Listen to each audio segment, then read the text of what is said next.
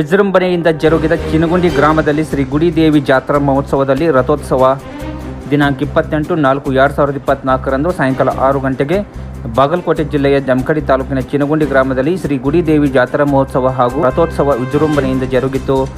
ಭೀಕರ ಬರದ ನಡುವೆಯೂ 4 ದಿನಗಳವರೆಗೆ ಸಾವಿರಾರು ಭಕ್ತರು ಜಾತ್ರೆಯಲ್ಲಿ ಭಾಗವಹಿಸಿ ಸಮೃದ್ಧ ಮಳೆ ಮತ್ತು ಬೆಳೆ ನೀಡಲೆಂದು ಶ್ರೀ ಗುಡಿದೇವಿ ಬಳಿ ಪ್ರಾರ್ಥನೆ ಮಾಡಿದರು.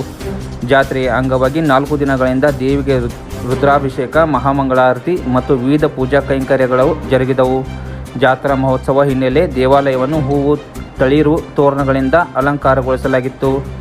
ಜಾತ್ರಾ ಮಹೋತ್ಸವದಲ್ಲಿ ಅಕ್ಕಪಕ್ಕದ ಹಳ್ಳಿಗಳ ಜನರು ದೇವಿಯ ದರ್ಶನ ಪಡೆದು ಹೂವು, ಹಣ್ಣು, ಕಾಯಿಯ ಮಾಲಾರ್ಪಣೆ ಮಾಡಿ ದೇವಿಯ ಕೃಪೆಗೆ ಪಾತ್ರರಾದರು. ಇದೇ ಸಂದರ್ಭದಲ್ಲಿ ಸಾವಿರಾರು ಭಕ್ತರು ಗುಡಿ ದೇವಿಯ ರಥವನ್ನು ಎಳೆದು ತಮ್ಮ ಭಕ್ತಿಯನ್ನು ಸಮರ್ಪಿಸಿದರು. ಇದೇ ಸಂದರ್ಭದಲ್ಲಿ ಚಿನಗುಂಡಿ ಗ್ರಾಮದ ಗುರು ಹಿರಿಯರು ಹಾಗೂ ಸುತ್ತಮುತ್ತಲಿನ ಭಕ್ತರು ಉಪಸ್ಥಿತಿದ್ದರು.